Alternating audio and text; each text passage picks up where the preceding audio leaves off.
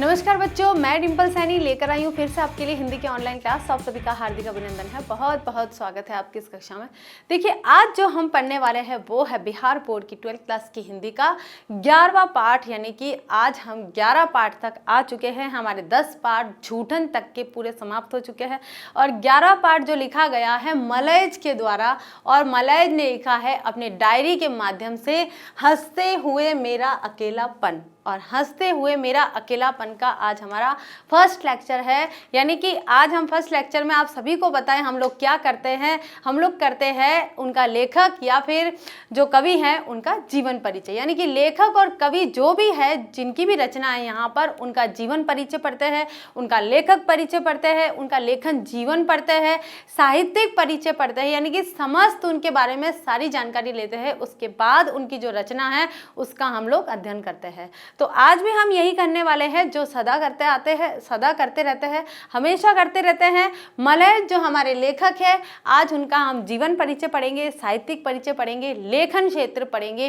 किन क्षेत्र में उन्होंने लेखन किया है, और हंसते हुए मेरा अकेलापन जो उनकी डायरी के पन्ने हैं उनके माध्यम से वो समाज को किन चीज़ों के बारे में बताना चाहते हैं। तो चलते हैं हम हमारे फर्स्ट लेक्चर की तरफ। तैयार हो जाइए। मलयज, ठीक है, ये है हमारा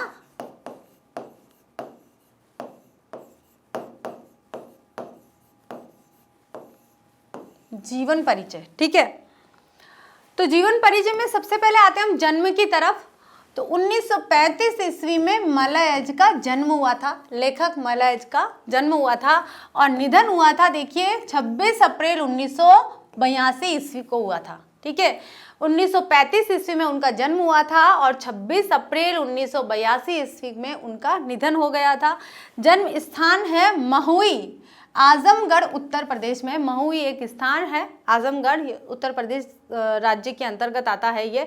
वहाँ पे उनका जन्म हुआ था। उनका जो मूल नाम यानी कि वास्तविक जो नाम है, मलयज से पहले जो उनका नाम है वो है भरत जी श्रीवास्तव। ठीक है, भरत जी श्रीवास्तव जी का नाम मलयज है। आपको याद रखना है कि मलयज का मूल नाम क्या है, भरत जी श्रीवास्तव। इनका जन्म हुआ था 1935, 26 अप्रैल 1982 ईस्वी में उनकी मृत्यु हुई थी। और उनका जो जन्म स्थान था महुई, आजमगढ़, उत्तर प्रदेश में। और उसके बाद उनका मूल नाम आता है भरत जी श्रीवास्तव। ठीक है, याद हो गया आप सभी को ये सारी चीजें।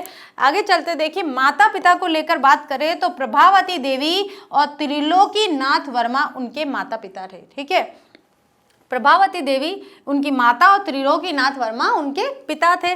शिक्षा के क्षेत्र की बात करें तो उन्होंने अंग्रेजी में एमए किया था। और कहाँ से किया था? इलाहाबाद विश्वविद्यालय उत्तर प्रदेश से उन्होंने किया। ठीक है, अंग्रेजी यानी कि इंग्लिश भाषा में उन्होंने एमए किया था। उसके बाद विशेष रूप में उनके जीवन में क्या है ये चीज़ देखते हैं। तो कुछ दिनों तक केपी कॉलेज इलाहाबाद में प्राध्यापन किया उन्होंने, प्राध्यापक का कार्य किया उन्होंने। ठीक है, उसके बाद में 1964 में कृषि मंत्रालय भारत सरकार की अंग्रेजी पत्रिकाओं के संपादकीय विभाग में नौकरी की। ठीक है, देखिए भारत सरकार की यानी कि सेंट्रल गवर्नमेंट में उन्होंने जो कृषि मंत्रालय है वहाँ पर अंग्रेजी पत्रिकाओं का जो संपादन होता था उस विभाग में उन्होंने नौकरी करी थी 1964 ईस्वी में।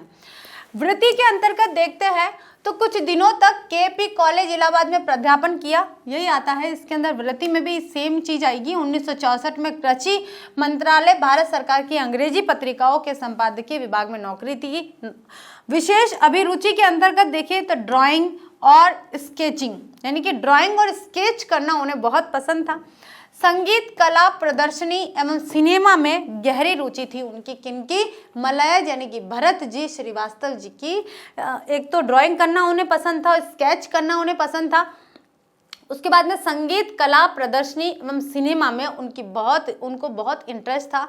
वो ये सब देखना और संगीत सुनना, कला प्रेमी थे वे। ठीक है, कला प्रदर्शनी जितनी भी होती थी उन सब में उनकी रुचि थी। उसके बाद पिक्चरें देखना यानी कि फिल्में देखना उन्हें बहुत पसंद था। ठीक है, आगे देखिए संपादन के अंतर्गत अब उन्होंने देखिए कई लेखक और कई कवियों ने कई पत्रिकाओं का संपादन किया है। कुछ न कोई न कोई ऐसी पत्रिका जरूर थी, चाहे वह साप्ताहिक थी, चाहे वह वार्षिक थी, चाहे वह दैनिक थी, किसी भी रूप में उन्होंने उनका संपादन किया है। ठीक है, यहाँ पर मलयज थे जो भरत जी श्रीवास्तव जी भी कहे जाते थे, उन्होंने भी कई पत्रिकाओं का संपादन किया। उसमें लहर कविता का विशेषांक 1966, यानी कि कविताओं का विशेषांक छपता था लहर नामक एक पत्रिका, उसका संपादन किया 1960 में, 66 नहीं है 1960 में।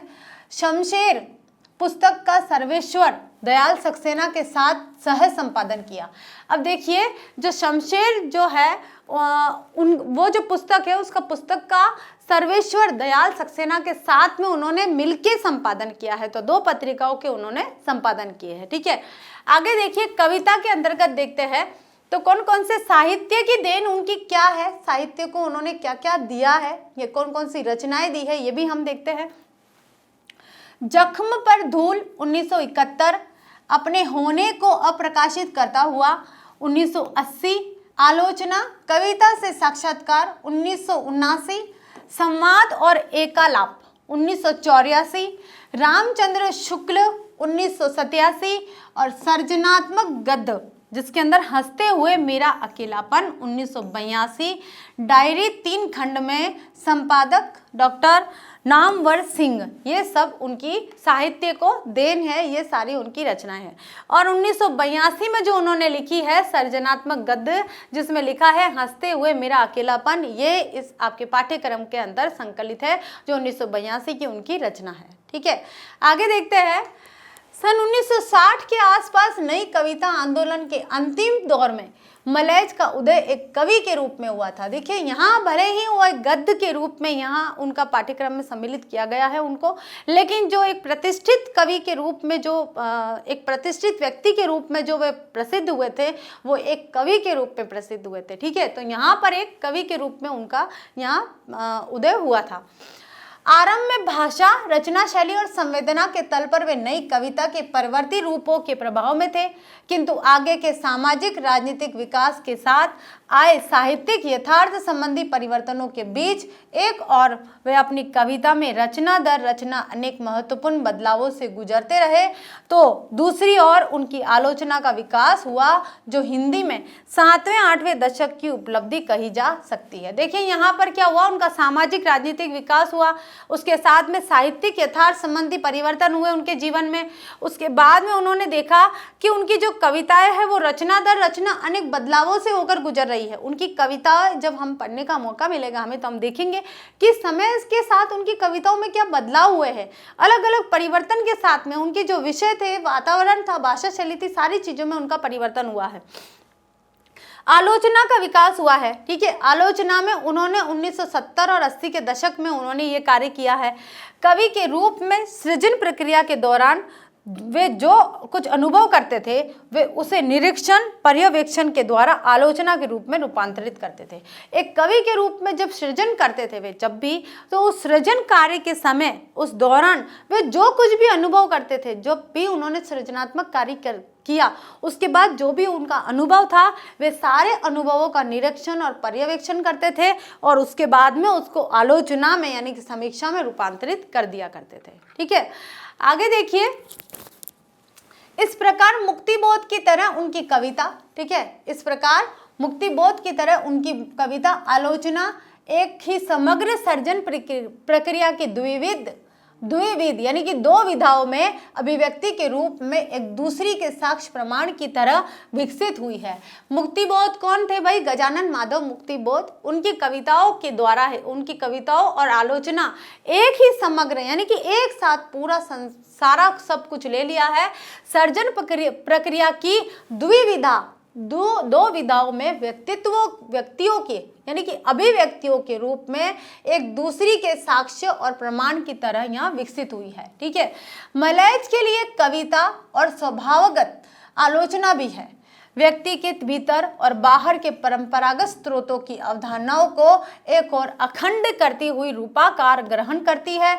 एक कवि के रूप में जहां वे अपनी काव्यानुभूति यानी कि काव्य की जो अनुभूति होती है उसे काव्यानुभूति कहते हैं, कि मलैज ने जहाँ एक कवि के रूप में जहाँ अपनी काव्यानुभूति के उन रासायनिक तत्वों और प्रक्रियाओं के प्रति सचेत और जागरूक रहते हुए उनमें परिवेश और बाह्य यथार्थ की अंशावदान, ठीक है, अंश का अवदान करना, ठीक है, यहाँ पर बताया है कि प्रक्रियाओं के प्रति सचेत और जागरूक रहते हुए, जो भी प्रक्रिया थी सृजन करते समय जो भी प्रक्रिया थी उनके प्रति सचेत और जागरूक रहे, और जिनमें परिवेश यानी उस समय का वातावरण, ठीक है, और उस परिवेश और बाह्य यथार्थ के, जो भी बाहरी यथार्थ था, बाहरी सत्यता थी, उस यथार्थ के अंशदान है। तो एक आलोचक के रूप में वे तीक्ष्ण संवेदनशीलता और गहन मानवीय लगाव के साथ रचना के आंतरिक संसार में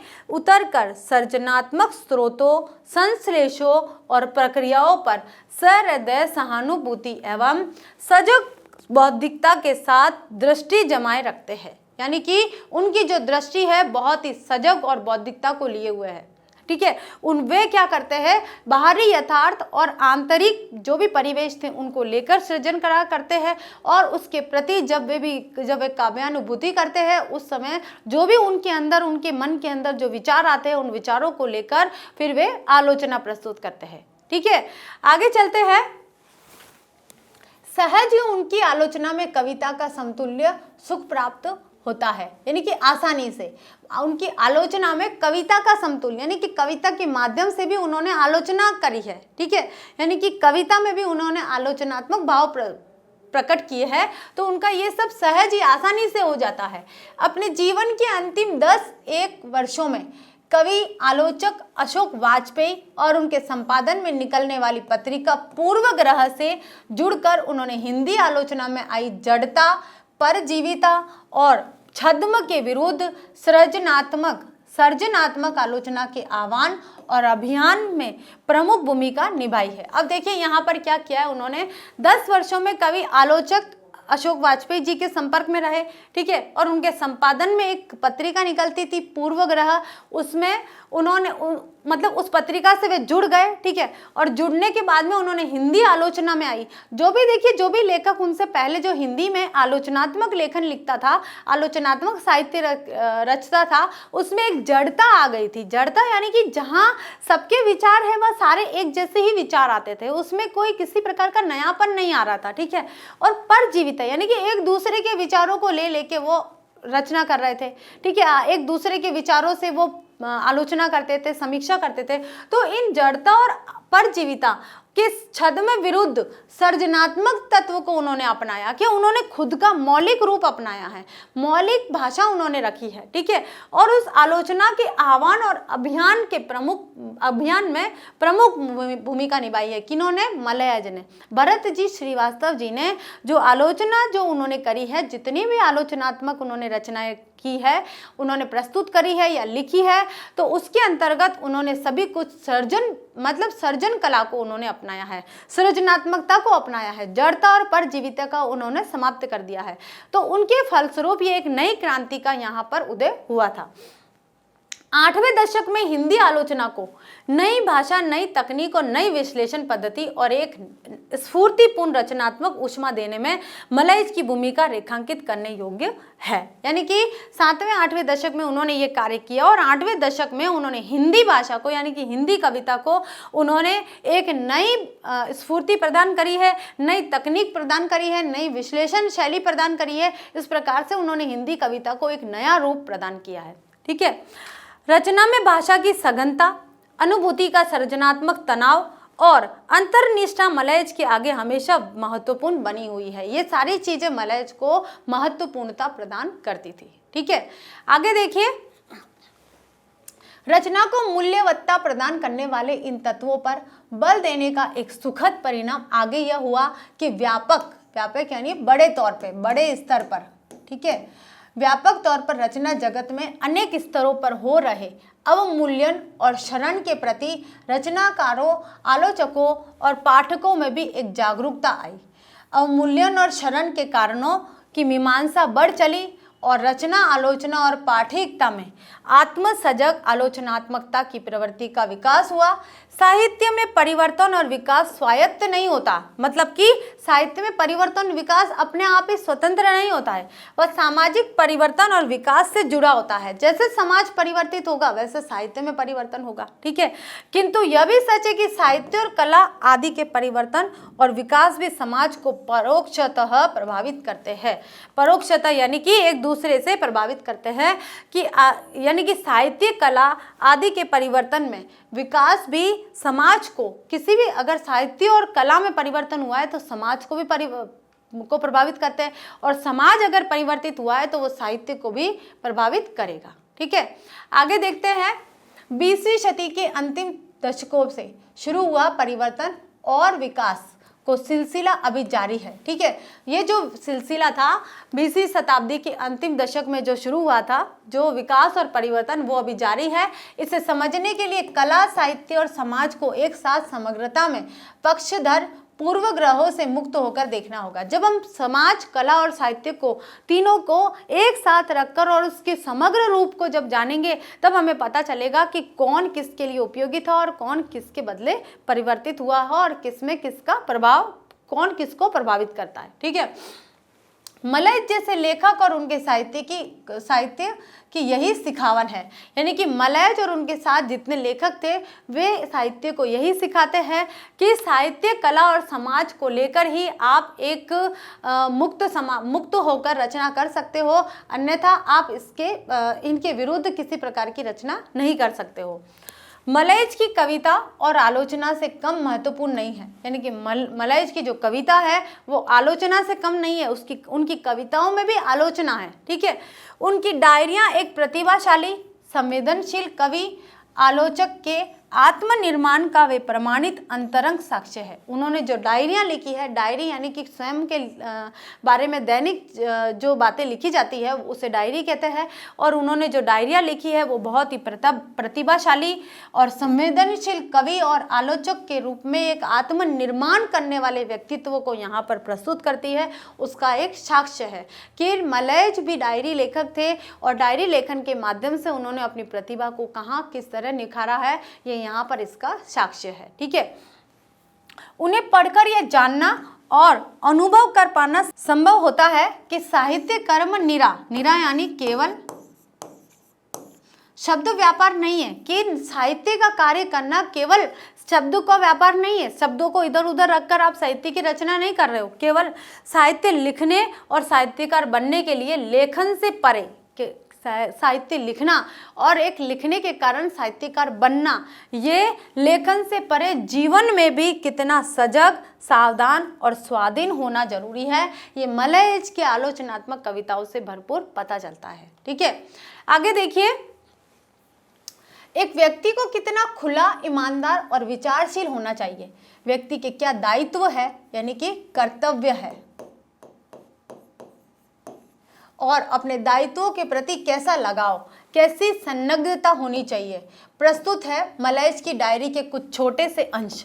इनसे लगभग 1500 पृष्ठों में फैली हुई मलयज की डायरियों की एक छोटी सी झलक मिलती है। कितने 1500 यानी कि 1500 पेज, कम से कम 1500 पृष्ठ की में फैली हुई ये जो मलयज की डायरी है वो 1500 पेजों की है, लेकिन हमारे पाठ्यक्रम में जो संकलित है उनसे कुछ कुछ अंश लिए गए हैं, ठीक है।